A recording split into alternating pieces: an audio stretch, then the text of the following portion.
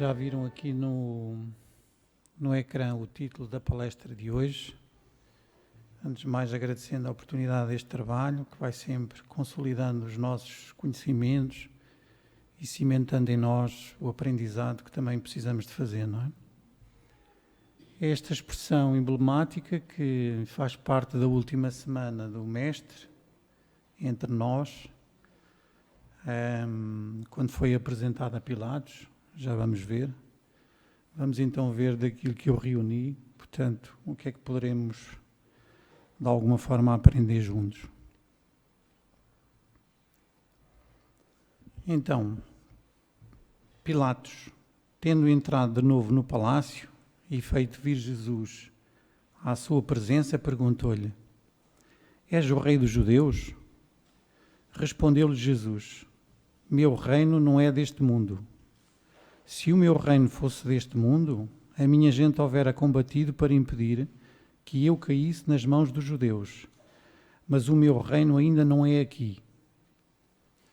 Ora bem, se Jesus estava no mundo e se o seu reino ainda não era aqui, é porque ele não, certamente o seu reino não dizia respeito às exterioridades, não é? Portanto, às coisas do mundo. Mas já vamos ver melhor. Hoje, com a humanidade mais amadurecida e esclarecida com a luz da doutrina espírita, mais facilmente se compreende que o reino aludido por Jesus não se confunde com o poder transitório da Terra, mas de uma realidade espiritual, um reino de amor, justiça, de paz, a que somente ascendem os que praticam a lei de Deus.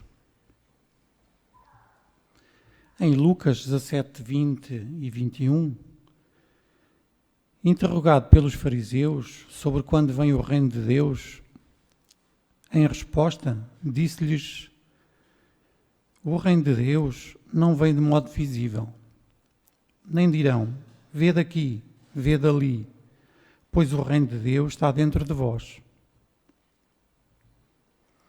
Como observamos nesta passagem do Evangelho de Lucas, o reino de Deus não surge com aparências exteriores, está dentro de nós.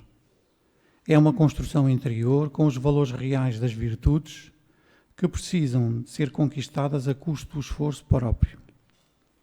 Para esse labor é necessário coragem para o enfrentamento, determinação e perseverança. É um processo que implica evolução moral do espírito, secundado no conhecimento das leis divinas.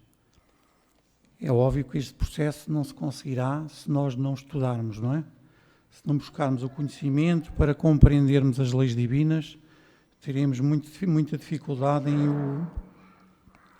em levar a efeito este labor. Por essas palavras, Jesus claramente se refere à vida futura. Diz-nos Kardec que ele apresenta em todas as circunstâncias como a meta que a humanidade irá ter e como devendo constituir objeto das maiores preocupações do homem na Terra.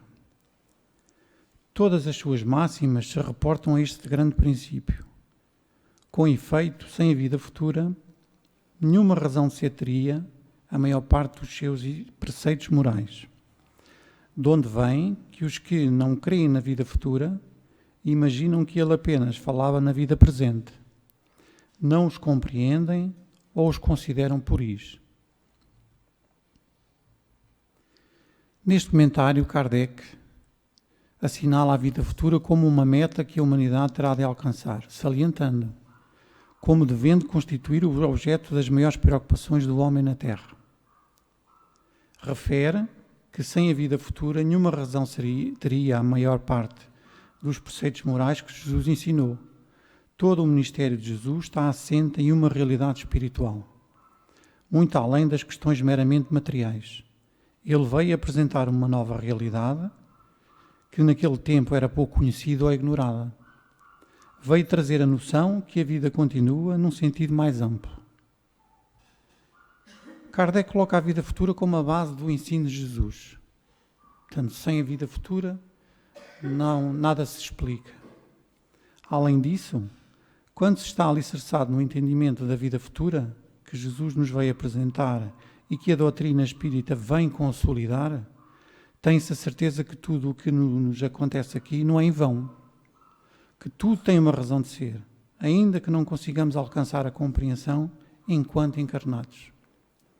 Que não há injustiças, que tudo tem uma finalidade, o bem, o progresso, a evolução individual. Sem a visão da vida futura, como justificar a diversidade de desigualdades? O porquê da dor? O porquê do sofrimento? Portanto, só com a visão da vida futura nós conseguimos respostas para todas estas situações. Caso contrário, não conseguiremos essas respostas. Vamos ver o que é que o Livro dos Espíritos nos fala a respeito destas passagens. Na questão 627, indagou Kardec: uma vez que Jesus ensinou as verdadeiras leis de Deus, qual a utilidade do ensino que os Espíritos dão? Terão que nos ensinar mais alguma coisa? A espiritualidade responde: Jesus empregava a miúde, na sua linguagem, alegorias e parábolas, porque falava de conformidade com os tempos e os lugares. Faz-se mister agora que a verdade se torne inteligível para todo o mundo. Muito necessário é que aquelas leis sejam explicadas e desenvolvidas. Tão poucos são os que as compreendem e ainda menos os que as praticam. A nossa missão consiste em abrir os olhos e os ouvidos a todos, confundindo os orgulhosos e desmascarando os hipócritas, os que vestem a capa da virtude e da religião a fim de ocultarem as suas torpezas. O ensino dos Espíritos tem que ser claro e sem equívocos, para que ninguém possa pretextar ignorância e para que todos o possam julgar e apreciar com razão. Estamos incumbidos de preparar o reino do bem que Jesus anunciou. Daí a necessidade que a ninguém seja possível interpretar a lei de Deus ao sabor de suas paixões, nem falsear o sentido da sua lei, de uma lei toda de amor e de caridade. Na questão 1018, Kardec faz a seguinte indagação: em que sentido se devem entender estas palavras do Cristo?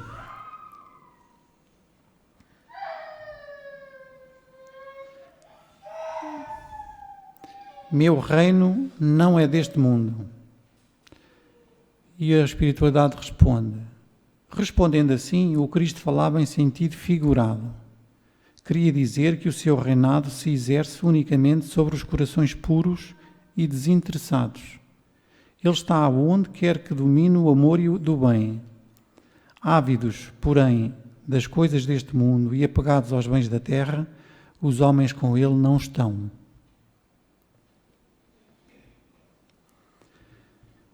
E aqui fui buscar também o comentário de Miramês, que achei bastante interessante a esta questão, em que ele diz: o meu reino não é deste mundo, dizia Jesus. Certamente que o reino do Mestre não era deste planeta. Ele está acima das cogitações humanas, por não existirem inferioridades nos planos em que Jesus habita. A esfera resplandecente onde Jesus vibra é de puro amor, e foi esse amor que o Divino Mestre veio nos mostrar para a nossa felicidade. Mesmo vivendo na Terra por algum tempo, ele respirava em plano diferente, onde a harmonia e a paz existem com abundância. Bem assim, o Cordeiro de Deus manifestava outro entendimento espiritual e desejava despertar o reino do seu amor nos corações das criaturas, como a semente de Deus para germinar eternamente no ambiente da consciência. O Cristo era e é a fonte inesgotável de vida para toda a humanidade, como podemos ver nos registros do Evangelista. No último dia, o grande dia da festa, levantou-se Jesus e exclamou: se alguém tem sede, venha a mim e beba. Em João 7,37. O Divino Senhor é, pois, um manancial de luzes com cambiantes de vida na diferenciação das nossas necessidades. Se temos sede, vamos ao Mestre, onde há fartura de água e de alimento espiritual para todas as nossas carências. O meu reino não é deste mundo, dizia Jesus com propriedade. ajustando assim os pensamentos de todas as criaturas em busca de outras esperanças para fugir das paixões inferiores, alcançando a fé que eleva, o amor que alegra os corações e a caridade que salva a alma de todas as investidas do erro. A doutrina espírita esclarece que não é suficiente o indivíduo estar esclarecido a respeito de um ou outro ensinamento moral. É indispensável desenvolver o esforço persistente para a melhoria espiritual, combatendo as imperfeições.